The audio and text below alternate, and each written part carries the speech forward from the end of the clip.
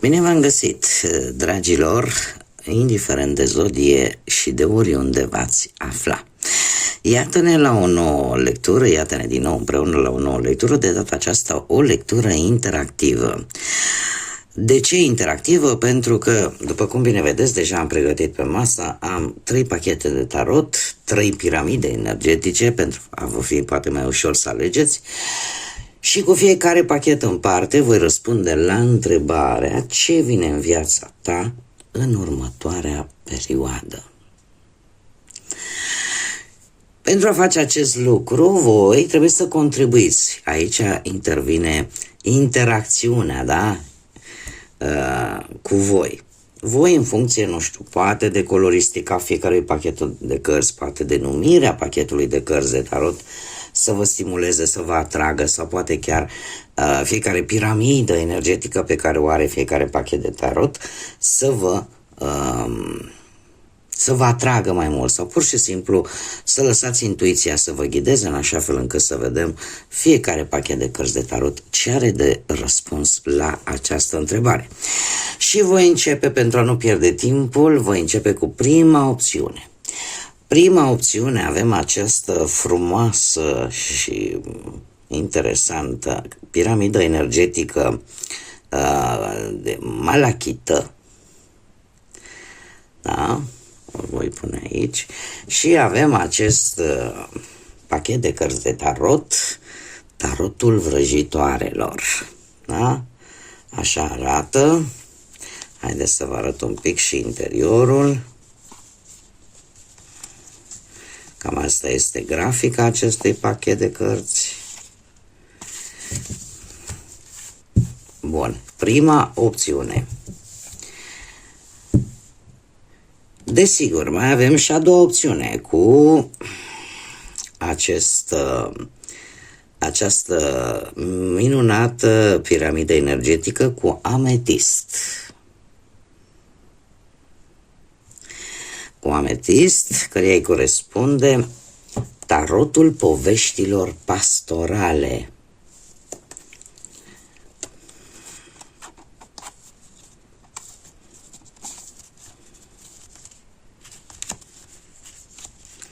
Cam așa arată grafica. Opțiunea cu numărul 2. Și opțiunea cu numărul 3. Avem această piramidă energetică cu lapis lazuli și obsidiană în același timp. Da? Și avem un pachet de cărți de tarot Titanic, inspirat după același vapor care, din păcate, a avut o soartă destul de tragică.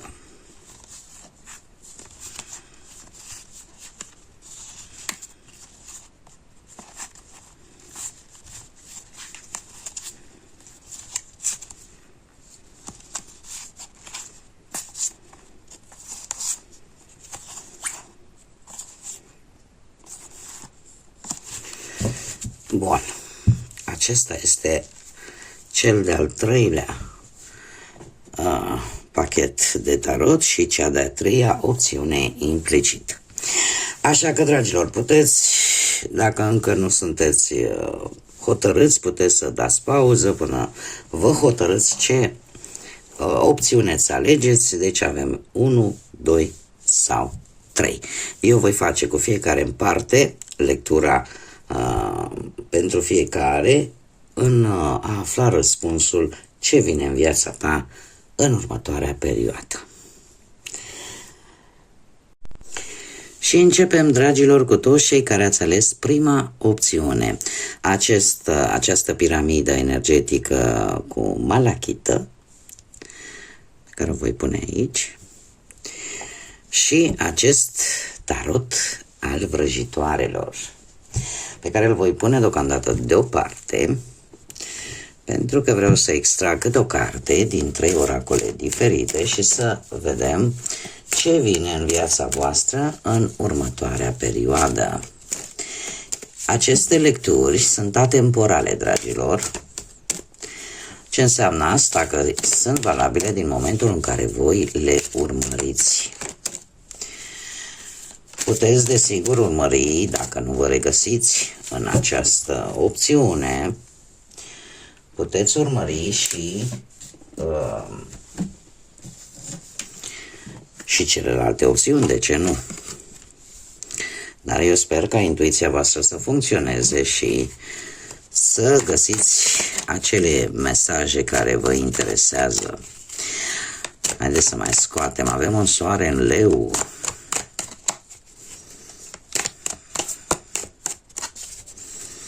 Ce vine în viața celor care au ales opțiunea cu numărul 1 în următoarea perioadă?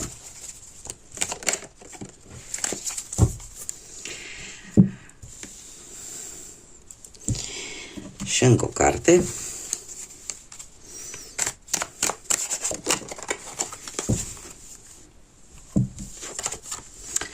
Dragii mei dragi, cei care ați ales prima opțiune, se pare că ați traversat o perioadă destul de introvertită în care ați petrecut timpul, ca să zic așa, mai mult virtual, mai mult online, în care nu prea ați comunicat poate foarte bine cu cei din jurul vostru, cu perechea voastră.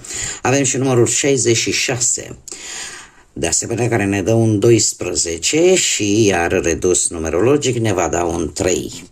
Asta îmi spune că, nu știu, orică v-ați dat seama de ceva și ați petrecut mai mult timp pe internet pentru a obține poate informații, poate că există o situație care implică mai multe persoane sau poate că ați căutat ajutor, ați căutat orientare. Pur și simplu a fost o perioadă destul de introvertită în care v-ați închis un pic în voi și în care nu prea ați comunicat foarte mult sau foarte bine cu ceilalți.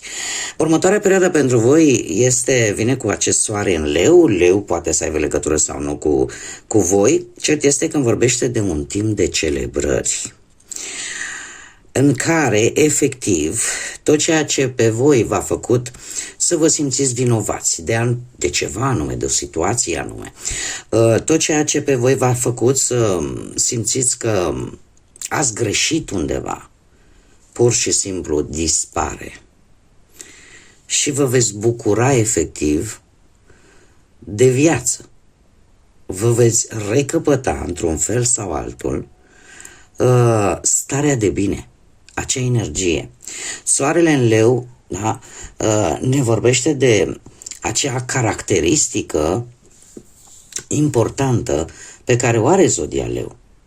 Da? Ne vorbește poate și de un pic de orgoliu, în care efectiv spui, știi, cumva nu trebuie să dau explicații. Eu știu ce pot, eu știu ce vreau și apare acea necesitate de a te simți special. Da? Pentru că e o caracteristică importantă a zodiei leu. Simțiți acea dorință de a fi admirați. Aveți energie pozitivă, creativă. O autoestimă foarte puternică în care, așa cum am mai spus, cumva orice urmă de vinovăție sau de regret parcă dispare pur și simplu. Și acum, haideți să vedem ce ne spune și acest tarot pentru cei care ați ales opțiunea cu numărul 1. De asemenea, avem și cifra 5, care ne vorbește de libertate în această situație. Libertatea de a ieși din orice fel de conflict, libertatea de a ieși din orice instabilitate, din orice obstacol și a fi deschis către noi experiențe, a trece peste orice tensiune. 5 este cifra care ne vorbește de mari schimbări. De mari schimbări care îți cer poate să fii destul de flexibil și să te adaptezi foarte bine. Se pare că cifra 5 cumva este guvernată și de Mercur, așa că ne vorbește tare mult de minte, de gânduri, de forma de a gândi, de a comunica. Da? Veți ieși din această stare introvertită într-una extrovertită în care vă veți manifesta. Și asta pentru că acum, în următoarea perioadă, voi puteți vedea lucruri pe care poate înainte nu le puteați vedea. Agilitatea voastră mentală se îmbunătățește. Da? Apare o schimbare de mentalitate. Haideți să vedem acum ce ne spune tarotul vis-a-vis de întrebarea ce vine în viața voastră în următoarea perioadă pentru toți cei care ați ales opțiunea cu numărul 1. Da.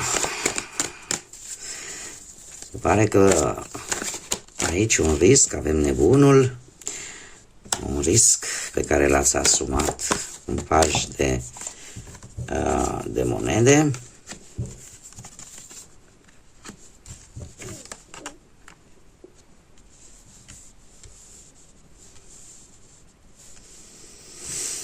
Bun. Bun, dragilor, se pare că cu ceva în timp în urmă ați avut parte de niște noi experiențe, ori o mutare sau o călătorie destul de lungă, dar a fost, cum să spun eu, a fost un risc pe care voi vi l-ați asumat în dorința de a schimba ceva, ca ceva nou să vină în viața voastră. Lucrul ăsta cu pajul de monede e ca și cum ai zice, domne, a fost momentul să acționez. Trebuia să acționez în acel moment. Trebuia să obții acele informații necesare. Unii dintre voi e posibil chiar să, nu știu, indiferent de vârstă, nu? Să vă fi gândit, domne, uite, trebuie să mai fac un studiu, trebuie să mai învăț ceva nou. Sau, într-un fel sau altul, exista acea dorință de a reuși ceea ce tu ți-ai propus. În momentul actual, cu acest 2 de spade, este o situație în care efectiv încerci oarecum să poate există o teamă, așa cum bine am văzut. Există o teamă de a nu privi în jurul tău. De ce? Pentru că sunteți în faza de luare de decizii importante. O decizie importantă în care există o contradicție între ce-ți spune ție sufletul și ce-ți spune mintea să faci. Cel puțin în acest pachet de cărți de tarot, să știți că lucrurile nu sunt atât de rele pe cât le-ați putea crede voi. Apele sunt liniștite. Apele sunt liniștite și există o anumită teamă care te încearcă de consecințe. Ar fi bine totuși să vă dați această bandă de la ochi și să vă uitați în jurul vostru. Pentru că lucrurile nu sunt atât de rele pe cât par a fi sau pe cât vă sunt expuse că sunt. E posibil ca să fie nevoie de informație. De informație, pentru că informația face toți banii, da? Cum e o vorbă din bătrâni. Aveți nevoie de o anumită înțelegere. Ce se va întâmpla în următoarea perioadă, dragilor? În următoarea perioadă, așa cum bine vedem, apare și o regină de bâte care ne vorbește de zodiile de foc și în special și de zodia berbec, săgetător, dar în special de zodia leu. Ce ne spune acest 3 de cupe și această regină de bâte? Ne spune în felul următor că există un moment tare bun pentru a lăsa preocupările care te împiedică practic să te bucuri de viață, să te bucuri de propriile tale realizări. Asta mă duce cu gândul că unii dintre voi, mai ales cu această carte, ați avut o perioadă în care ați fost foarte cufundați, foarte atrași în această capcană virtuală și ați uitat să trăiți. Știu asta pentru că eu, de exemplu, și fac o mică paranteză, mulți care mă urmăresc știu deja, am crescut și eu 4 copilași și cel puțin ultima mea fată, s-a confruntat cu această capcană a virtualului. Pentru mine și există o modalitate, eu dacă vreau să aflu ceva când eram și eu copil, eram abonată la 2 biblioteci. Pentru orice informație pe care aș fi vrut să o obțin, citeam. Lucrurile au avansat, tehnologia a avansat și acum, dacă vrei să obții ceva, intri pe internet și întrebi pe nenea Google și îți răspunde. Nu mai vorbim de inteligență artificială și de alte lucruri. Numai că este cum să spun eu, depinde de fiecare cum folosește acest avantaj tehnologic. Pentru că te poate acapara. Și în momentul în care eu am văzut că fata mea, de exemplu, petrece foarte mult timp pe internet, atunci a trebuit să mă impun. Viața, de fapt, nu o trăim virtual. Viața o trăim legați, ancorați în realitate. Și probabil că unii dintre voi, poate să fie și acest lucru, să fie avut o perioadă destul de îndelungată în care ați fost absorbiți de această capcană a virtualului. Bun. O decizie, așa cum am mai spus, revenind la lectură, o decizie în care sunteți oarecum temători pentru că nu știți ce consecințe va avea decizia voastră, se pare că nu vor avea consecințe rele pentru că cu acest 3 de cupe îmi vorbește de o celebrare posibil, de mai multă socializare fizică, da? În care tu efectiv vei lăsa toate aceste preocupări, toate aceste temeri, le vei lăsa deoparte și nu le vei mai permite să te împiedice să te bucuri de viață. Vei străluci din nou cu această regină de bâte. Vei străluci din nou și vei fi acea persoană energică, decisă, care erai poate înainte. Vei fi acea persoană care nu se lasă până nu obține ceea ce își dorește. O persoană independentă, o persoană care să fie în centrul atenției. O persoană care să știe să pună limite. O persoană foarte magnetică. Haideți să vedem ce ne mai spun cărțile.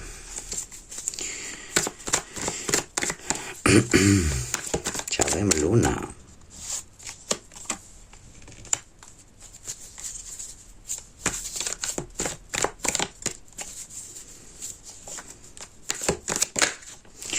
O situație care implică mai multe persoane, te va pune un pic în ceață.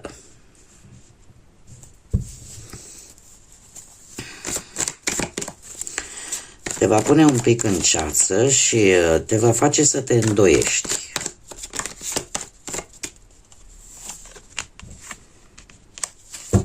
Dar știți cum e? Totul e bine că se termină cu bine. Haideți să vedem.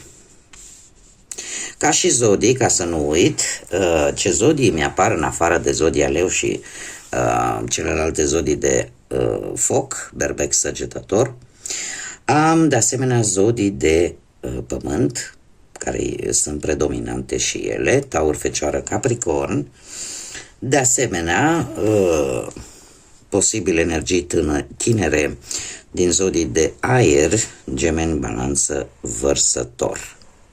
Și aici avem zodia Pești, da? Ca să nu uit.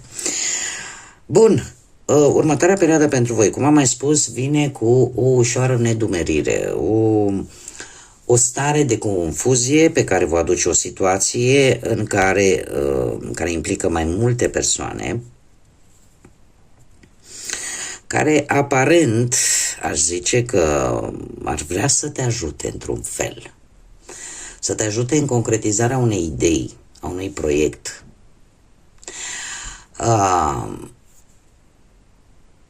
Doar că cu acest paj de spade, eu aș zice că sunt persoane destul de obositoare. Persoane destul de obositoare și e posibil ca tu să afli, poate chiar de la una din aceste persoane, despre un secret de-al tău pe care tu la un moment dat l-ai destăinuit cuiva. Și asta te va durea. Asta te va durea cu acest 5 de cupe și vei simți acea decepție. Este ceva într-adevăr din trecut, o informație, poate să fie un secret al tău sau poate să fie un secret, o informație bine păstrată de-a lungul timpului, dar care cumva o gură spartă o scoate la suprafață din acest grup. Iar lucrul ăsta te va face un pic să te blochezi un pic. Te blochezi vis-a-vis de ceva din trecutul tău. Ce-ar mai fi de spus? Faptul că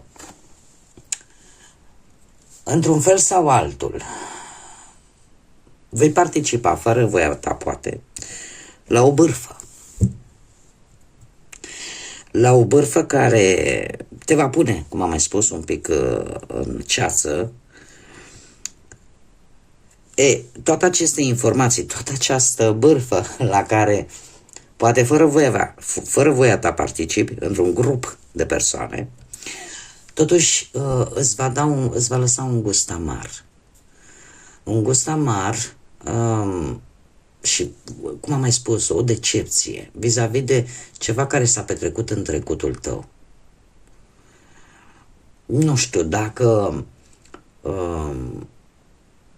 îți va da un sentiment poate de vinovăție sau este legat de cineva pe care tu l-ai pierdut, cineva drag ție, pe care într-un trecut tu l-ai pierdut, dar totuși informațiile care le obții prin intermediul acestui grup pus pe bârfă, pe tine te va afecta mai mult decât ai crede.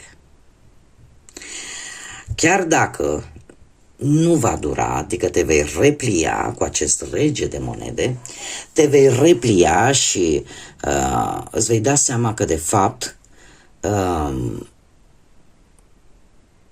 lucrurile într-un fel sau altul s-au încheiat într-o manieră destul de bună și îți vei da seama că trebuie să te bucuri de ceea ce ai acum, să trăiești acum și nu în trecut. Vei ști cum să gestionezi toată această situație, vei ști cum să te adaptezi ei, cum să te adaptezi, vei ști cum să te adaptezi la aceste persoane inclusiv și să îți vezi mai departe de șansele tale și de ambițiile tale. Dar lucrurile se vor încheia într-o modalitate fericită vis-a-vis de această situație. Așa că, dragilor, cam astea sunt mesajele pentru cei care ați ales opțiunea cu numărul 1. Eu sper că v-a fost de folos. Eu vă mulțumesc pentru prezență, aștept cu mare interes comentariile voastre dacă vă plac acest gen de lecturi interactive. Și, desigur, nu uitați de like-uri, de distribuiri pentru toți cei care sunteți noi pe acest canal. Dacă v-a plăcut, dacă doriți să mai vedeți, nu ezitați, abonați-vă, este gratuit, la fel ca toate celelalte, și like-urile și distribuirile și comentariile nu costă nimic. Așa că eu vă aștept cu mare drag la următoarea lectură. Până data viitoare, numai bine și să fiți iubiți! Haideți să vedem acum ce vine pentru cei care ați ales opțiunea cu numărul 2 sau această piramidă de ametist și acest tarot de povești pastorale, pe care deocamdată îl voi pune deoparte pentru a extrage câte o carte din 3 oracole diferite și să vedem ce ne răspunde la întrebarea ce vine în viața voastră pentru toți cei care ați ales opțiunea cu numărul 2 în următoarea perioadă.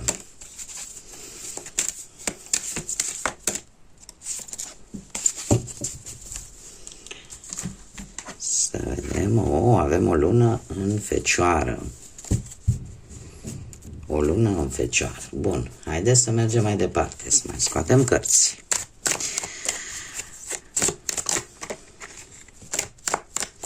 Ce vine pentru cei care au ales opțiunea cu numărul 2 în următoarea perioadă? Trebuie să vă spun că această lectură este atemporală, adică este valabilă din momentul în care voi o urmăriți. Nu are o limită de timp. Și desigur, dacă considerați că nu vă regăsiți în opțiunea pe care voi ați ales-o, puteți urmări desigur și celelalte opțiuni. Dar eu misez pe intuiția voastră. Încă o carte.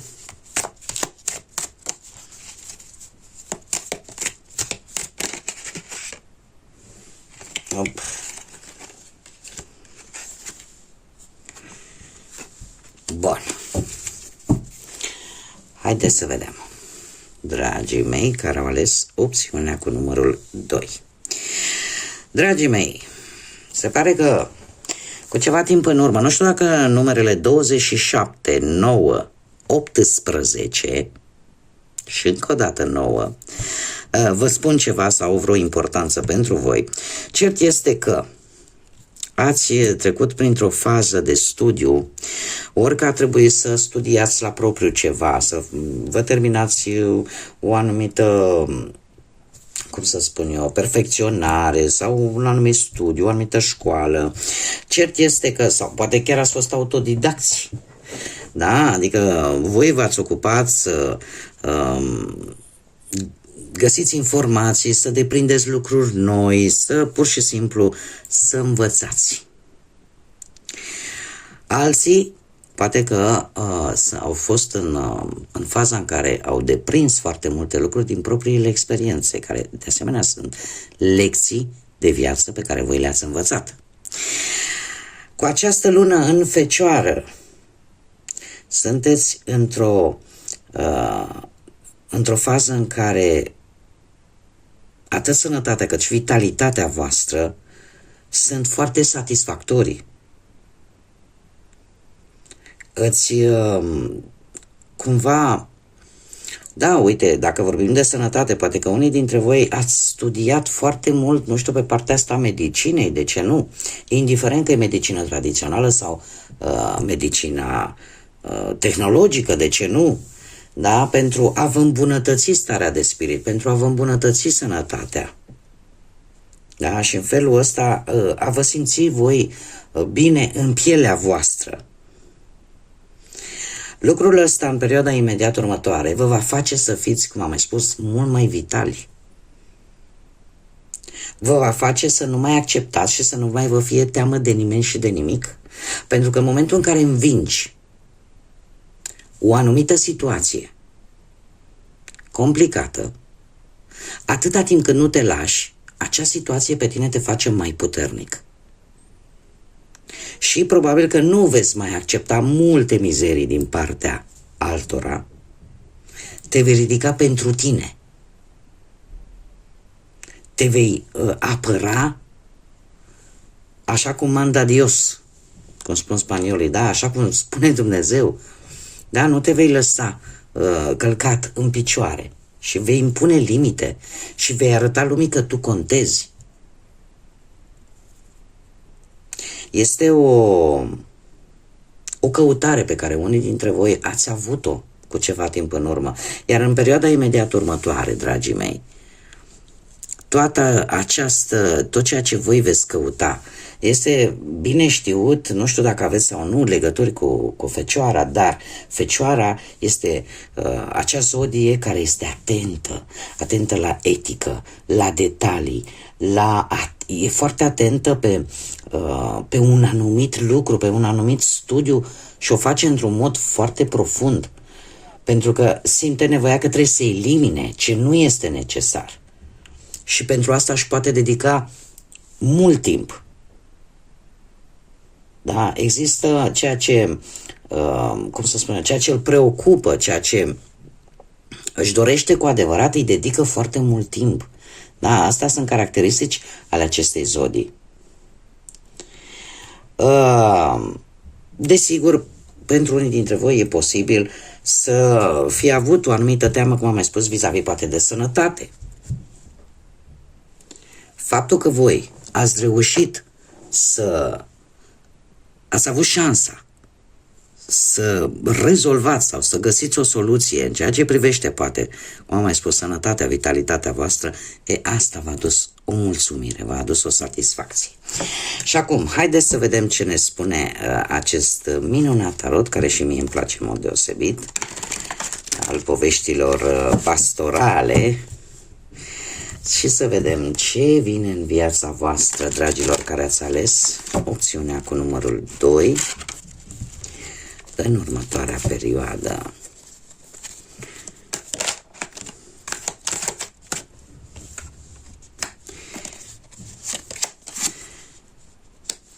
Da. Interesant. Avem un 6 de cupe, o regină de bute, împărăteasa,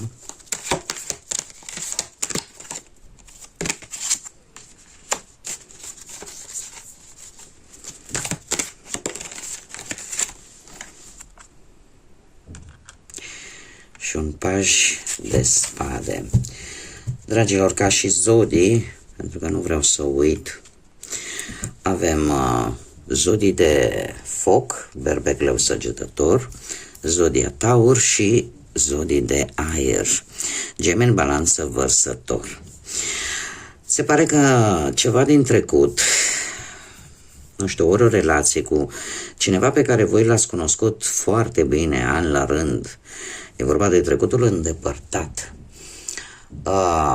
Nu știu, poate v-ați reîntâlnit sau ați fost în locuri din trecutul îndepărtat sau v-ați reîntâlnit cu persoane din trecutul îndepărtat, că au fost amici, că au fost foști sau foste, că au fost familiari. A fost o conexiune cu trecutul îndepărtat, în care probabil ori ați avut de-a face cu o persoană foarte energică care să aibă poate legături cu zodiile de foc, berbec, leu, săgetător, sau pur și simplu cineva era foarte decisă să nu se lase până nu obține ceva anume, până nu obține poate un anumit control vis-a-vis de o anumită situație. Este cineva care poate, într-un fel sau altul, a vrut să fie în centrul atenției. Cineva care, din trecutul îndepărtat, care nu accepta un nu atunci când acesta nu era răspunsul pe care și-l dorea.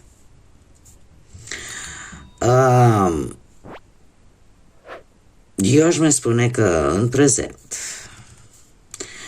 cu împărăteasa, în prezent poate că apare acea necesitate oarecum de a-ți păstra integritatea, de a-ți păstra, cum să spun eu,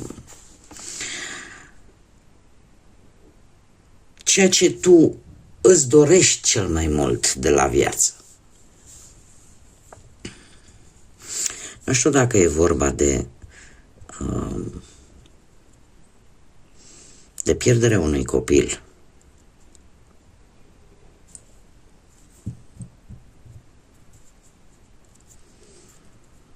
Pentru că aici văd o energie de a avea o familie, de a te simți împlinit. efectiv, de a te simți împlinit. Împărăteasa cumva grupează toate reginele din tarot și toate elementele, atât aer, apă, pământ și foc. Iar aici, din câte văd, apare o decepție foarte și o durere foarte profundă. Ori că voi vă doriți cu foarte mare ardoare în acest moment să aveți o stabilitate emoțională, să aveți o stabilitate financiară, să aveți o stabilitate profesională, să aveți o stabilitate sentimentală. Numai că trebuie să vă spun, următoarea perioadă pentru voi vine cu un refuz care vă va durea. Dar asta, și aici aș vrea să, cum să spun eu, să punctez foarte puternic acest lucru, este că toate aceste consecințe dureroase, poate că alegerea voastră nu a fost una tocmai inspirată, da? Și logic apar consecințe nedorite. E posibil ca anumite cuvinte să vă macine, care o să vi se spună, dar voi veți deveni mai puternici. Știu că e greu de crezut și, într-adevăr, chiar dacă recuperarea nu va fi foarte ușoară, ca să zic așa, dar o veți face și trebuie să vă spun un lucru. Nu știu de ce, o spun intuitiv acum, fac lucrul acesta că în momentul în care simt să-l spun, dar aici asta îmi transmit cărțile, că ar fi vorba de o pierdere. De o pierdere ori a unei sarcini, ori a faptului că din cauza unor probleme de sănătate nu te simți împlinit. Lucrurile astea, în următoarea perioadă pentru voi, dragilor, cu acest paj de spade care vorbește de începuturi, încercați să fiți răbdători, pentru că pajul de spade ne vorbește de un nou început, posibil de un dorința asta de a avea pe cineva lângă voi, un copilaș, posibil.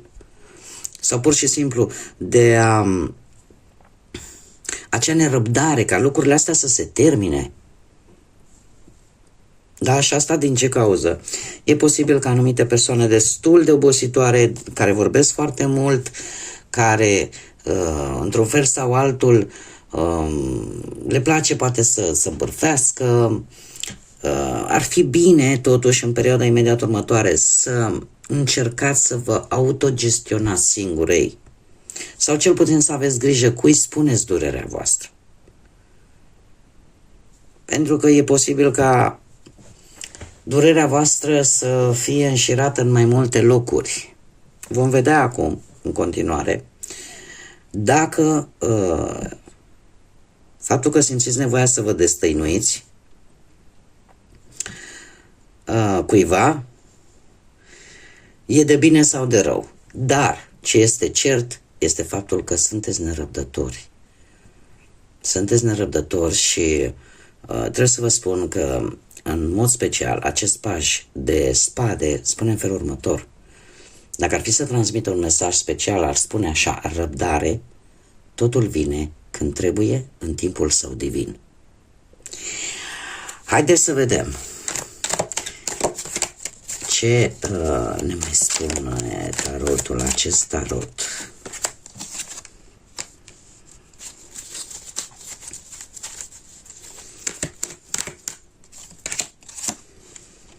Da, avem soarele, încă o dată se repetă zodiile de foc, în special leu.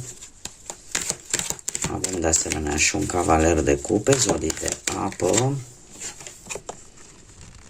un as de spade, încă o dată zodii de apă, și, desigur, încă o dată zodii de foc. Predomină zodiile de foc, Berbec, Leu, Săgetător, zodiile de apă, Rac, Pești, Scorpion și avem Taur și probabil avem Fecioară. Dacă mă întrebați pe mine, singurul care lipsește de aici, avem și Balanță și Vărsător și Gemeni. Capricornul lipsește. În rest, le avem aproape pe toate. Dar ce vreau eu să spun, legat de acest paș de spade, ar putea fi legat de o anumită perioadă. Perioada, aș spune, sfârșit de septembrie până către, pe zodia Balanței, până către 22 octombrie, ceva legat, în care efectiv se percepe cumva un nou început. Dacă nu vorbim de această perioadă, putem vorbi de perioada, o legătură care are în perioada 21 mai, 21 iunie sau 20 ianuarie, 18 februarie. Poate că ar fi bine, asta îmi spune intuiția, să fac, asta vă spun. Acum, perioada imediat următoare pentru voi, dragilor, vine cu un optimism. Da, veți trece de acest hop, de această durere, de acest refuz, de aceste consecințe destul de nefaste. Se întrevede într-adevăr un nou început în care voi va trebui să aveți un pic mai multă răbdare. Vă recăpătați optimismul, iar acest cavaler de cupe îmi spune că veți lua o decizie intuitiv, fără să folosiți logica, pur și simplu. Vă veți baza foarte mult pe intuiție în luarea unei decizii care va duce cu sine la siguranța că ceea ce veți face sau ceea ce veți spune este corect. Cum de asemenea poate aduce cu sine aflarea unui adevăr sau faptul că vedeți lucrurile mult mai clar. Și în felul ăsta veți aborda situația într-un nou stil. Veți aborda într-o nouă manieră. De ce? Pentru că veți avea toate informațiile pe masă. Decizia voastră va influența acest lucru. O decizie, cum am mai spus, intuitivă. De asemenea, avem parte de un paș de cupe care vine cu vești. Vești bune care îți va reda încrederea în tine. Deci o veste bună care îți va reda încrederea în tine și cu acest rege de bâte, asta îmi spune că te va face să mergi înainte, să te ridici pentru tine, să nu-ți mai fie frică de nimic și de niciun fel de provocare, să începi să vezi pe termen lung în viitor, pentru că toate aceste lucruri te vor întări. E posibil, într-adevăr, să apară și o persoană cunoscută, poate în viața voastră, sau nu, care să te ajute, să-ți acorde acea mână de ajutor în rezolvarea acestei situații. Dar, în special pentru voi, energia voastră este aceea de a nu te opri, de a te ridica în picioare și a susține punctul de vedere și a-ți recupera energia, pentru că o veți face. Bun, dragilor, toți cei care ați ales această opțiune cu numărul 2, eu mă bucur că v-am avut alături, sper că am reușit să vă ajut, să vă răspund la anumite întrebări care v-ar fi putut frământa. Vă mulțumesc pentru prezență, aștept cu mare interes comentariile voastre, mesajele voastre, dacă vă plac acest gen de lecturi interactive, ca să le abordăm și pe viitor. Cei care încă nu s-au abonat, dacă ați rezonat, dacă v-a plăcut, dacă doriți să mai urmăriți acest gen de lecturi sau alt gen de lecturi, eu vă aștept cu mare interes să vă abonați, este gratuit, la fel ca și sprijinul vostru vis-a-vis de tot ce fac eu aici și vis-a-vis de acest canal. Vorbim de like-uri, distribuiri, comentarii, care pe mine mă ajută tare mult și mă stimulează în același timp să fac conținut pentru voi, dragilor.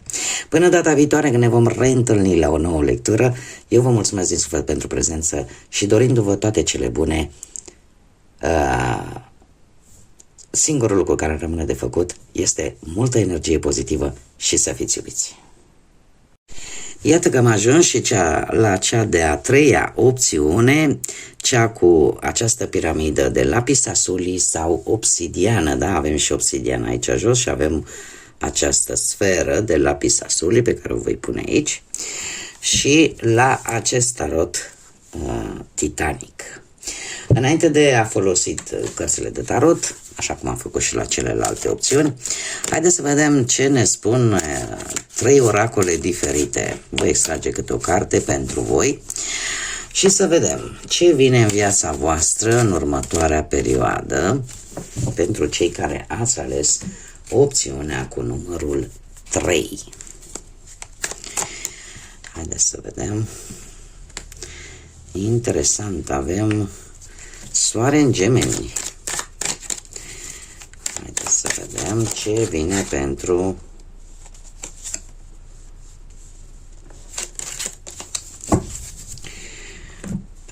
voi, dragilor. Încă o carte.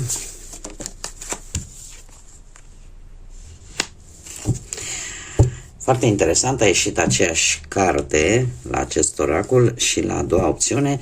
Dacă nu rezonați cu aceasta, puteți urmări și a doua opțiune și prima. Dacă nu rezonați, eu merg pe ce vă spune vouă intuiția. Dacă nu rezonați cu lectura în întregime, puteți urmări și celelalte opțiuni. Nu se întâmplă absolut nimic.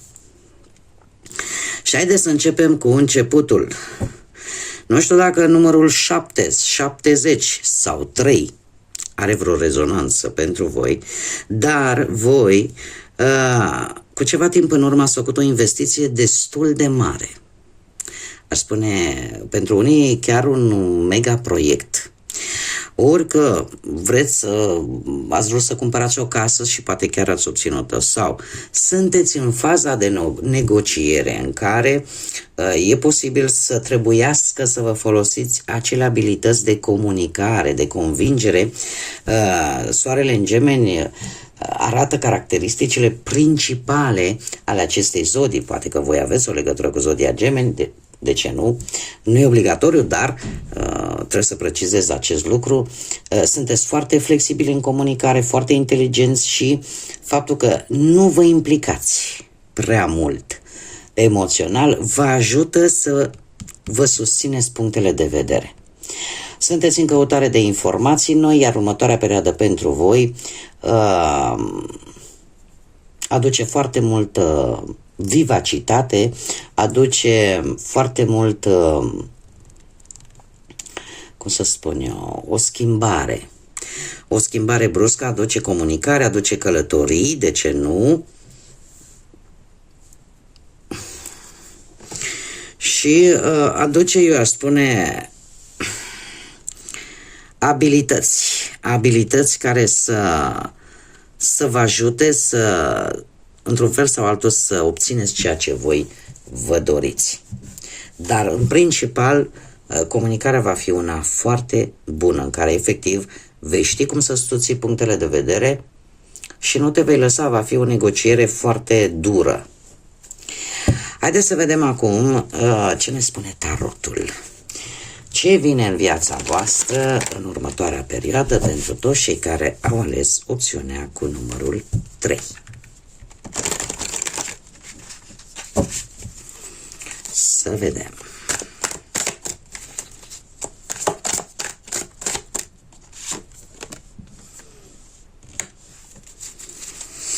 Avem Steaua, zodia Vărsător,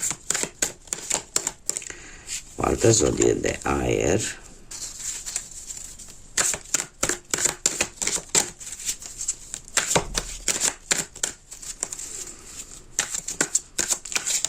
O investiție pe care voi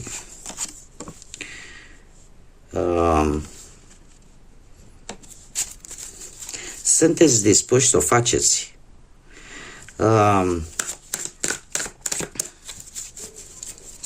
Este ceva de valoare. Și vreau să spun că următoarea perioadă veți acționa fără teamă. Veți avea acel dram, ca să zic așa, de nebunie. Haideți să vedem ce ne spune tarotul. Înainte de toate, pentru a nu omite, ce să fac? Din păcate mai am momente de când omit.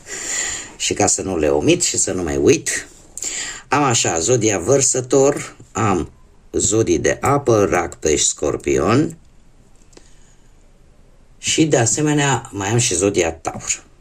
Acum, dragii mei, voi ați avut o perioadă în trecutul apropiat în care ceva v-a dat forță să mergeți înainte. Ați avut o foarte mare încredere în voi și cum să spun eu, în optimismul vostru, mai bine zis. Orică ați avut parte de niște șanse destul de bune, îmi cer scuze, niște șanse destul de bune după o perioadă destul de dificilă, orică pur și simplu ți-ai recuperat credința în tine și în ce ți-a oferit Universul, Divinitatea, Dumnezeu. Cert este că ai avut o situație destul de favorabilă. O situație destul de favorabilă în care lucrurile au mers destul de bine, ați avut un sprijin, poate, din partea cercului restrâns, din partea unor prieteni, a unor familiari, poate. Și cumva nu ai lăsat ca preocupările să te împiedice, practic, să te bucuri de viață, da? O perioadă destul de bună din punct de vedere social. Totuși, în prezent, ceva aici s-a întâmplat. Avem un 5 de spade. Nu știu dacă voi v-ați schimbat, poate, punctele de vedere. V-a schimbat părerea vis-a-vis de anumite persoane. Cineva aici a renunțat la, nu știu, ați avut voi niște conflicte sau le aveți poate în acest moment și aveți senzația că sunteți pe punctul de a câștiga aceste conflicte. Dragilor, și dacă veți câștiga, o veți face pentru că ceilalți vor renunța. Pur și simplu. Adică aceste stări conflictuale, aceste stări tensionate vor avea un deznodământ curios, poate chiar și pentru voi, pentru că se termină bătălia înainte de a începe. Da? Vor renunța efectiv și voi ar trebui să vă puneți întrebarea. Avem Marele Preot, să vă puneți întrebarea, Dumnezeu, de ce s-a renunțat? Adică să vă ridice niște semne de întrebare. Pentru că aici sunt lucruri care vă pot afecta, să ai senzația că ai câștigat ceva, dar să pierzi pe termen lung. Da, să fie așa ca un fel de falsă victorie. Poate că unii dintre voi, nu știu, ați intrat într-un conflict din cauza unei răzbunări, din cauza unei gelozii, din cauza invidiilor. Dar, cum am mai spus, este o falsă victorie, iar Marele Preot îmi confirmă acest lucru. De ce? Pentru că cumva e ca un îndemn de a face ceea ce este corect, de a găsi o soluție, cum să spun eu, cât mai viabilă. Există poate și comunicarea poate cu cineva mai în vârstă, cu cineva înțelept, cu cineva în care voi aveți încredere și care, într-un fel sau altul, să vă lumineze, domnule, de ce se întâmplă treaba asta. Da? Nu trebuie neapărat să ne gândim, păi mai bine că s-a rezolvat așa, că, uite, le-am arătat eu lor. Nu, este o falsă impresie și veți primi lumină, ca să zic așa, de la cineva înțelept, care poate să fie chiar și o haină bisericească, de ce nu? Sau poate să fie cineva la care voi de obicei apelați în momentele voastre de cumpănă, în momentele voastre de în care nu știți exact cam pe ce drum să o luați. Dacă nu vorbim de o anumită persoană, putem vorbi de faptul că apare acea tendință de a face ceea ce este corect. Ceea ce nu este un lucru rău și mai ales că avem și acest cavaler de cupe, îmi spune că vei lua decizia aceasta cumva fără să te folosești foarte mult de logică. Va fi mai mult ca un, cum să spun eu, ca o epifanie, ca și cum eu trebuie să fac lucrul ăsta pentru că simt că asta va fi bine, deci intuitiv vei lua o anumită decizie. Dar în ideea de a face ce este drept, ceea ce este corect. Haideți să vedem ce ne mai spune tarotul. Ce mesaje mai am pentru voi, dragilor? Cu ce vine viața voastră în următoarea perioadă pentru toți cei care ați ales opțiunea cu numărul 3?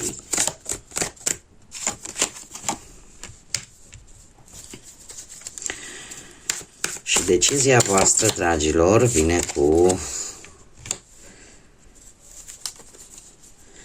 acest 6 de spade. Imediat le vom lua la apurecat.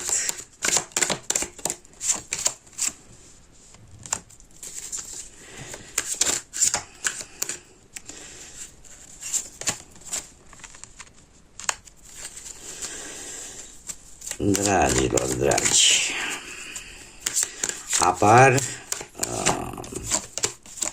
destul de pregnant. Avem așa. Hai să recapitulăm un pic cu zodiile ca să nu uit. Deci avem Vărsător, Taur, zodii de apă, Rapeș, Scorpion, încă o dată Racul, Leu și zodii de aer, așa cum bine am văzut, Gemeni, Balanță, Vărsător. Încă o dată se repetă zodia Vărsător. Bun, revenind. Dragilor, decizia pe care voi o veți lua va fi una înțeleaptă, va fi una în care veți încerca să faceți ceea ce este drept, ceea ce este corect, dar intuitiv. Nu neapărat bazându-vă pe logică. Iar asta va aduce cu sine, decizia voastră va aduce cu sine o perioadă destul de dură de tranziție, dar în care voi efectiv vreți să faceți o schimbare. Sunteți conștienți că această schimbare va cere un timp de acomodare, dar vreți cumva să lăsați în urmă tot ceea ce v-a frământat în prezent. Vreți ceva mai bun. Chiar dacă lucrul ăsta va duce o anumită tristețe de separare, poate de ceva, de o relație, de o situație, dar e o decizie pe care o veți lua intuitiv. Lucrul ăsta se va întâmpla într-o manieră foarte rapidă cu acest 8 de bâte. Practic, nu o să poată să vă întoarcă nimeni din drum. Da? Sunteți foarte hotărâți și cumva nimeni nu te poate opri. Există o comunicare foarte rapidă cu posibil energii din zodii de, nu e obligatoriu, dar eu îmi fac datoria să vă spun, din zodii de aer, Gemeni, Balanță sau Vărsător. Poate să fie o comunicare foarte importantă, foarte rapidă, da? Cu mesaje, cu negocieri sau poate chiar mutări. sau puteți discuta de această călătorie, nu știu, pentru a o face cât mai rapid, nu știu, chiar și un zbor cu avionul. Lucrurile se vor desfășura foarte hotărât, foarte rapid. Și eu trebuie să vă spun un lucru. Acest cavaler de spade, faptul că cumva totul este foarte planificat, foarte programat, și faptul că tu te lansezi în forță și ai gândirea către înainte, se pare că nu te va opri. Vei fi foarte hotărâtă să duci la bun sfârșit decizia pe care o vei lua. Carul îmi vorbește și întărește acest lucru, pentru că de asemenea insistă pe chestia asta cu călătoria, cu mutare, da? De o voință tare puternică. Unii pot, nu știu, ori schimba, cumpăra vreun mijloc de transport care să fie, nu știu, să aibă legătură cumva cu situația asta. Cert este că pe neașteptate va veni o veste într-un mod foarte rapid. Lucrurile se vor desfășura, asta trebuie să vă accentuez, faptul că majoritatea cărților îmi vorbesc de rapiditate, de așa, o mișcare foarte bruscă, de multă hotărâre, de vești neașteptate, care ajung în viața voastră într-un mod foarte rapid, dar care vă redau optimismul, dragilor. Pentru că avem soarele. Această veste, această hotărâre, această planificare și care merge pe cai mare, merge într-un ritm foarte alert, îți va schimba viața. Și eu aș spune că îți va schimba viața într-un mod foarte pozitiv. Cumva, parcă situația va fi mult mai bună decât era înainte, sau rezultatul va fi unul mai pozitiv.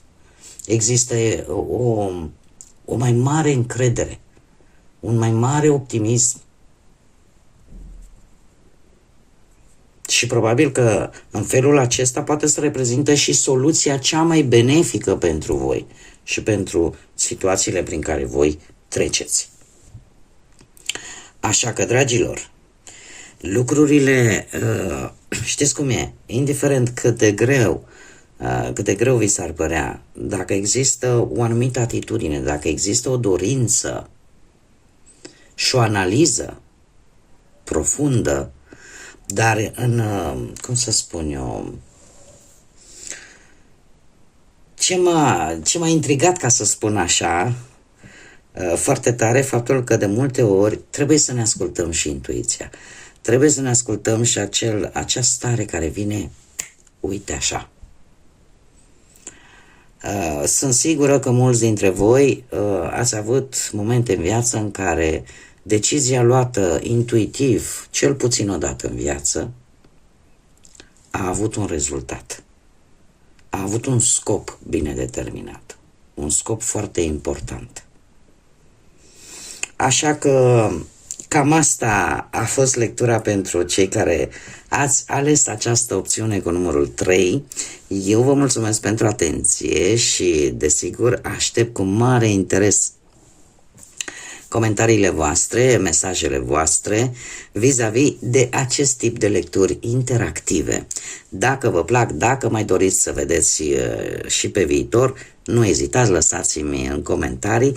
Desigur, toți cei care încă nu v-ați abonat și poate v-a plăcut această lectură sau vreți să vedeți mai multe lecturi pe care eu le fac aici pe canal, nu ezitați, abonați-vă, este gratuit, nu vă costă absolut nimic, cum de asemenea nu costă nici like-urile, nici distribuirile și nici comentariile de care eu am nevoie pentru ca acest canal să ajungă la cât mai multe persoane și în același timp e un stimulent ca eu să fac cât mai multe lecturi, zic eu, interesante pentru voi. Oricum, mii de mulțumiri tuturor pentru atenția voastră, să aveți o perioadă următoare, nu știu dacă am precizat încă de la începutul lecturii, este o lectură temporală, atemporală, da? Nu are o limită de timp și este valabilă din momentul în care voi o urmăriți. Așa că eu vă doresc ca următoarea perioadă, indiferent care este ea, să vă aducă ce mai bun, să vă aducă gândul bun, să vă aducă împliniri și să vă aducă multă energie pozitivă. Până la următoarea lectură, la care sper cu mare drag să ne putem revedea, eu vă doresc tot ce e mai bun și să fiți iubiți, dragilor!